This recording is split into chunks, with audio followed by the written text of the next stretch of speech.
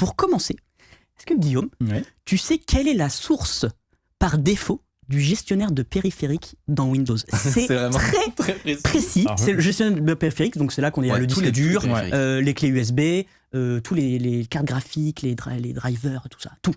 Pas système 32? Non. Ce qui serait un dossier, mais là c'est vraiment tu vois, un truc connecté. C'est un emplacement quoi. Je dirais sur la carte mère par défaut qui va gérer tous les périphériques, mais c'est pas le cas. Ouais, non, alors, du coup, la carte mère. Ah, si, elle y est dans le gestionnaire de périphériques. Mais non, c'est pas la carte mère. Mais alors, je vais te donner la réponse parce que, honnêtement, c'est un peu dur. C'est le lecteur disquette. C'est incroyable. Et ça fait 20 ans, en fait, que ça n'a pas été changé. Alors, ça a très peu d'impact. C'est juste quand tu ouvres le gestionnaire de périphériques, par défaut, est sélectionné le lecteur de disquette. Mais c'est quand même incroyable. C'est incroyable en 2022. On n'a plus de disquette. Non. Donc, vraiment, il y a 3 personnes sur Terre. C'est pas depuis l'année dernière, quoi. C'est vraiment. C'est une mise à jour qui a été, je sais pas, c'est fin décembre ou début janvier. C'est impressionnant. Ça a quelques semaines. Et donc, c'était toujours le lecteur disquette. Et Windows s'est dit, tiens, on va te changer. Et si on mettait l'emplacement où l'OS est installé par défaut? Ce qui est plutôt une bonne idée. Écoute, je vais briller en société maintenant. Bah écoute, voilà, c'était la première petite actu. Ça va pas révolutionner l'informatique mondiale, je vous cache pas, mais première petite actu. Info suivante, c'est l'histoire d'un développeur qui pète un plomb. Alors tu verras, comme tous les développeurs. Voilà, c'est ce que j'allais dire. C'est un mardi dans le quotidien d'un développeur. Tim, dont on parlait tout à l'heure, pourrait nous le dire. Quotidiennement. Mais là, c'est un peu différent. En fait, c'est l'histoire de Marek Squires. Je sais pas exactement comment on le dit. C'est un développeur de librairies JavaScript, ColorJS et FakerJS. J'espère que je dis bien. Et en fait, ce sont 2 librairies, dont une qui permet d'utiliser des caractères de couleur dans la console. Donc un truc plutôt simple mais chouette. Et une autre qui permet de générer, voilà exactement, une autre qui permet de générer une grande quantité de données de test pour ses projets en JavaScript. Et donc, il a saboté ses propres logiciels en publiant du code malveillant sur GitHub. Donc en fait, il a remplacé... Quoi ? Mais il y a une raison. Mais il a remplacé son code sur GitHub. Alors, il y en a un, il a fait afficher le mot liberty et une boucle infinie de caractères incompréhensibles qui s'affiche sur ta console comme ça. Et ça s'arrête jamais. Donc c'est un petit peu embêtant, parce qu'à la base, ça servait à quelque chose. Et l'autre, il a mis endgame. Voilà, exactement. Ça, c'est dans les repos GitHub, on voit, il y a marqué endgame. Il a vraiment... C'est un message d'adieu. C'est comme si il voulait partir en mode ciao les potes. C'est trop bizarre. Sauf que, en vrai, là, on en rigole, mais c'est un problème, parce que c'est des projets qui sont utilisés, pour l'un, dans 19 000 projets. Wow. 19 000 projets sur Terre utilisent cet outil. Les 19 000. C'est téléchargé 20 millions de fois par semaine. Et l'autre, 2,8 millions de fois par semaine. Et il a 2500 dépendances. Donc, il y a 2500 projets qui dépendent de ça. Donc là, l'ensemble de ces projets, ou au moins une bonne partie, ont reçu ce code. Voilà, là typiquement c'est le bug de console. Là.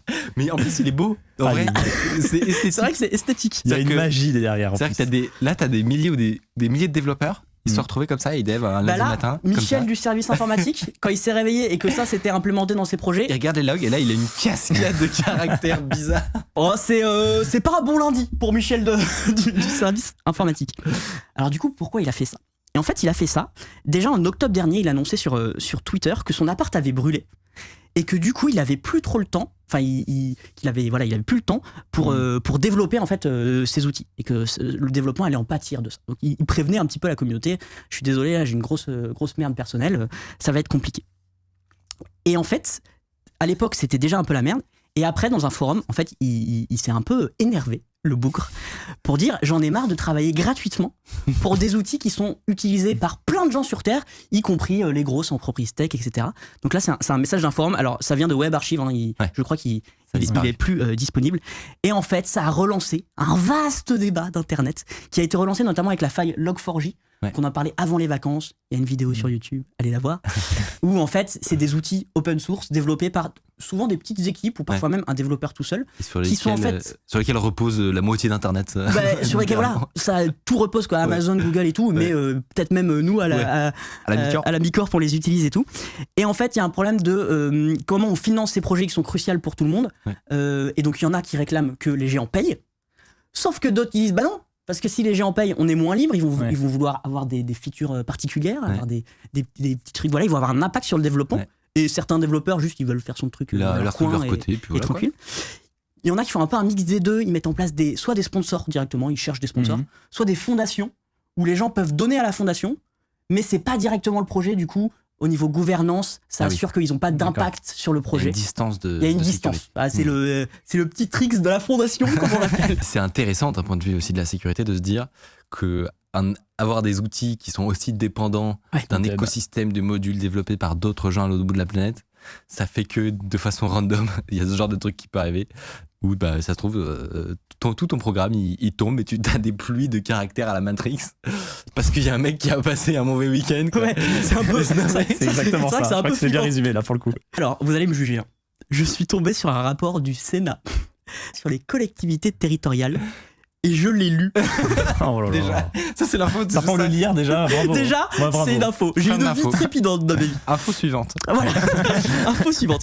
Non, du coup, j'en ai fait une petite devinette. À votre avis, combien de collectivités territoriales? Les collectivités territoriales, c'est les mairies, les communes, les départements, les régions, enfin Mhm. tout ce qui est l'État dans les régions, quoi. Combien de collectivités territoriales ont été touchées par un ransomware en 2020? C'est pas l'année dernière, c'est l'année d'avant. Et je demande un pourcentage. Attends, moi juste pour préciser, qui ont été touchés, qui le savent ou qui ne le savent pas Pas forcément. forcément. Ça, c'est D'accord, ça, c'est c'est pas ça qui est détaillé. important, C'est un rapport Parce que du moi je te dirais clusif. quasiment tous. Quasiment tous. En une année, c'est-à-dire Ah que ouais. l'ensemble des mairies de général Ouais. a chopé un ransomware. Ouais, bah bien sûr, ils ont tous au moins été ciblés par un Non. ransomware. Ciblés, je Ah parle. non, mais attaquez là. Attaqués. Ouais, ouais. Non, c'est-à-dire Réussi. qu'il y a eu Là, compromission. c'est touché, Il y qu'ils a ont eu- dit. C'est ça, il y a eu Ouais. compromission Ouais. en fait. Oui. Mais bonne remarque. Bonne remarque. Ciblé, a priori, beaucoup. Déjà 10%, ce serait énorme. Mm. Et oui, parce que Sur un an, 10% je me dis des Moi, mairies, des le collectivités. double alors. 20, Ouais, 20, ouais. Pour moi, c'est gigantesque. Moi, Ouais. je vais dire 10% et je trouve 20. ça gigantesque déjà. eh ben, écoutez, c'est 30%. Et je trouve, quand j'ai Ouais, vu c'est cette énorme. Ouais, information, je quand j'ai vu cette information, je me suis dit, mais 30% Ouais. de l'État dans nos régions s'est fait toucher par un ransomware. qui Alors, serait ça veut pas dire intéressant- que tous ont payé, hein. Mais en Mais- un an, mais...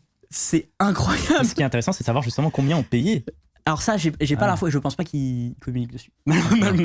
Malheureusement. Parce qu'il y a les hôpitaux aussi qui ont été pas mal touchés. Ouais, à ce ouais. moment-là. Ça compte même pas, ça Mm. compte même pas ça en fait. Je crois pas, parce que c'est une autre partie de l'État, c'est pas les Ouais, collectivités ouais. territoriales. C'est fou. C'est dingue. incroyable. Et du coup, on apprend sur ce rapport qu'en fait, la cybersécurité, notamment dans les communes, Ouais. c'est vraiment pas ouf. Ouais. Mais Et que- En fait, on le découvre pas, Mais, on s'en doute, mais avoir le chiffre de Mm. 30%, ça picote. Hein. et du coup, donc l'ANSSI, qui est un peu l'autorité gouvernementale qui gère toute la cybersécurité en France, a décidé de monter des CERT. Donc les CERT, c'est des centres de réponse à incidents. Donc quand Mhm. tu te fais attaquer, tu les appelles et tu fais je suis dans la merde. Et en fait, avant c'était national, et là ils vont en mettre dans les régions pour être au D'accord. plus proche de tous ces acteurs. Ils vont en créer, voilà. Et ça, c'était dans le rapport du Sénat. Voilà, c'était mon week-end. J'ai adoré lire ce rapport.